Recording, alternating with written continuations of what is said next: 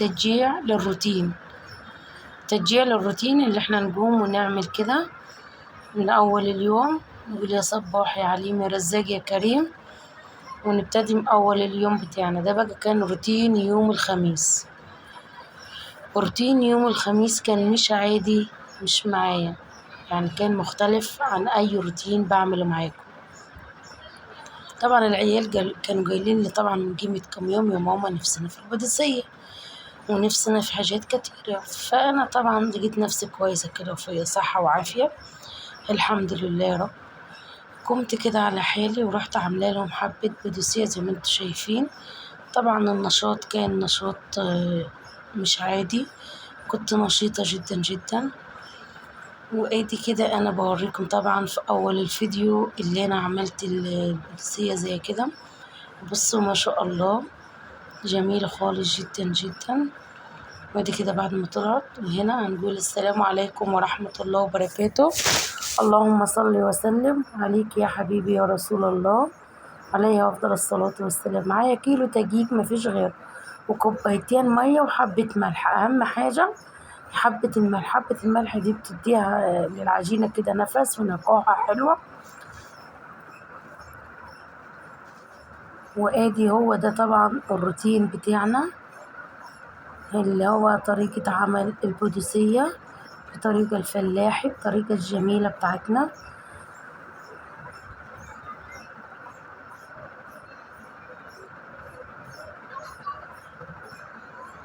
وادي كده خلاص انا عجنت العجينة وسبتها لما تستريح في الحلة.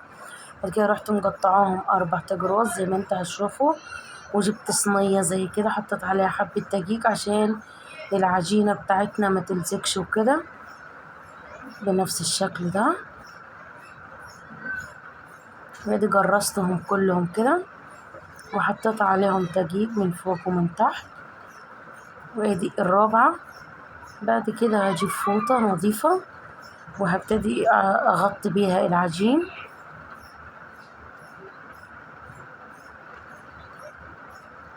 وهسيبه طبعا لما يستريح قد ربع ساعة بالظبط.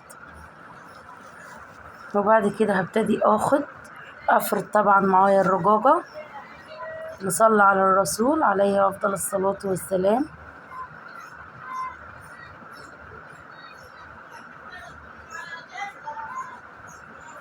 وادي كده هبتدي طبعا افرد معاكم الرقاقة بتاعتنا. ما شاء الله هي في الاول لزجت، بعد كده طبعا حطيت دقيق كتير فابتدت تتفرط معايا. ديكم هتشوفوا بصوا هتبقى ما شاء الله الله اكبر. صراحة هتبقى جميلة جدا. وكان يوم روتين جميل خالص.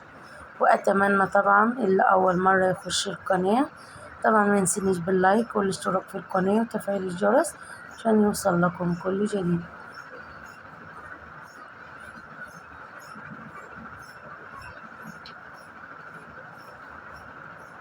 اهو بصوا ما شاء الله ما شاء الله، يعني مكملش معايا دقيقتين بالظبط ولقيتها اتفرطت والله معايا بقت بالشكل ده. اسفة طبعا الموبايل عمل مني وانا ماسكاه. هبتدي بعد كده نقطع الرقاقة بتاعتنا.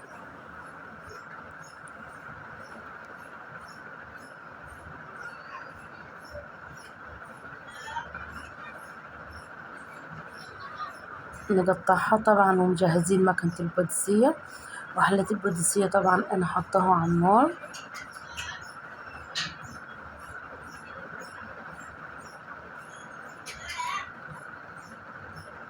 انا طبعا مسرع الفيديو شوية بس عشان الفيديو كان 20 دقيقة، فانا سرعت شوية في المونتاج.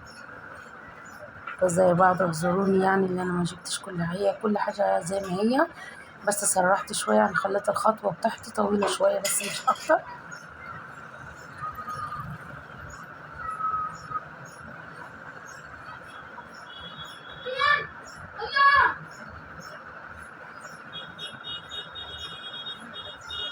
بسم الله ما شاء الله طبعا طلعت حلوة خالص. اهم حاجة طبعا نحط دقيق برضو في اي طبق طبعا هتستلقيه من عليها. بس مفروضة ازاي وجميلة ما شاء الله.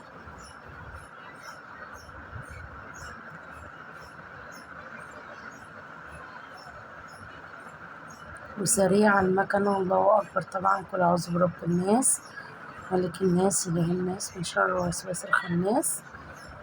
بصوا ما شاء الله ما شاء الله عليها، جميلة جدا البوديسية بتاعتنا أو الرشتة. في بلاد تقول عليها بوديسية وفي بلاد تقول عليها رشتة. احنا عندنا دي اسمها بوديسية. أما الرشتة بتبقى حاجة تاني. أنا طبعا إن شاء الله هعملها معاكم، بعملها على طول بس ما جاش وقت يعني اللي أنا أصورها معاكم وكده. والرجاج برضو بعمله برضو. والبلاش لما بشتريه من بره لا انا بعمل برضو عجينة البوديسيه دي، بس بطريها شوية بعمل منها البلاش. امال هي عجينة البوديسيه دي هي عجينة الرشتة، هي ما تختلفش عنها.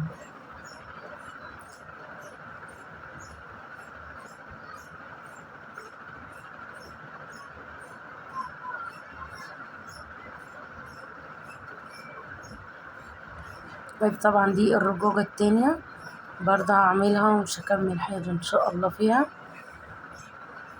واتمنى ان شاء الله قناتي البسيطة ان شاء الله تعجبكم.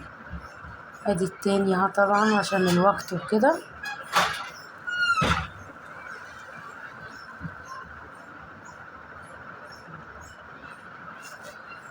ونصلي على الرسول عليه افضل الصلاة والسلام.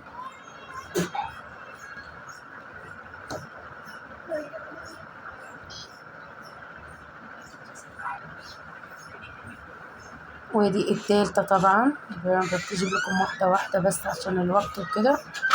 ادي دي تالت رجوجة معانا.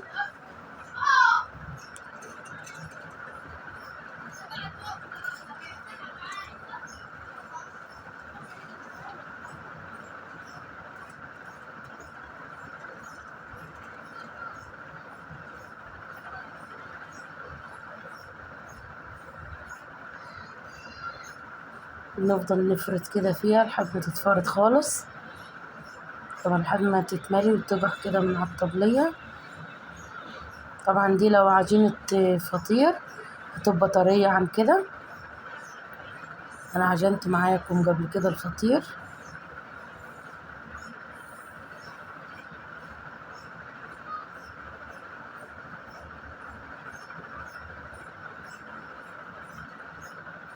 وادي كده خلصت ما شاء الله تبارك الرحمن. ايوه اهم حاجة طبعا هي تعدي الطبلية بتاعتك. والاولاد طبعا لازم يحطوا ايدهم في اي حاجة، لازم يحطوش ايدهم في اي حاجة، ما ينفعش. هما طبعا صحيوا من النوم اتفاجئوا اللي انا بعمل كده، بيجوا طبعا فرحانين، اللي بيجي يقطع معايا واللي بيجي يلف المكنة. وبعد كده بعد بقى ما عملنا البوديسية وخلصنا قالوا يا ماما احنا نفسنا في البليلة. رحت عملت لهم طبعا بليلة، وهتشوفوا طبعا في اخر الفيديو.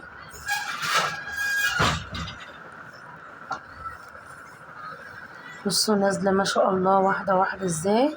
والمكنة دي نظيفة جدا جدا والله الصراحة ما شاء الله عليها. طبعا انا بحط واحدة واحدة على النار.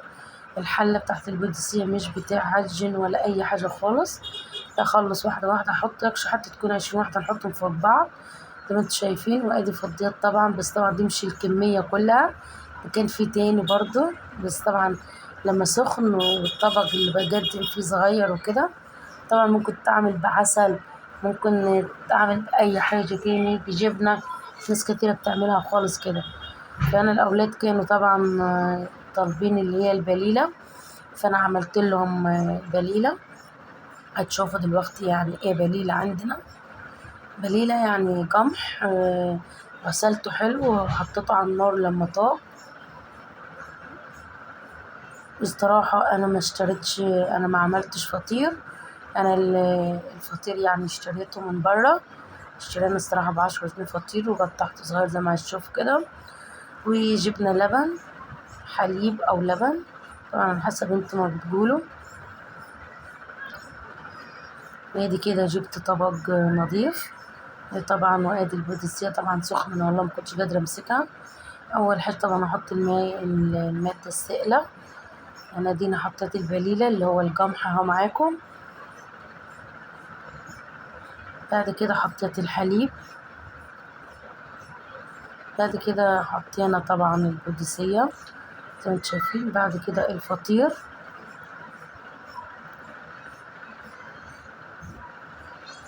بعد كده لفيت رشيت سكر كده من على الوش. وهو ده طبعا كان حتوت الطبق بتاعنا النهاردة. كان يوم صباح، يوم روتين، يوم نشاط. والسلام عليكم ورحمة الله وبركاته.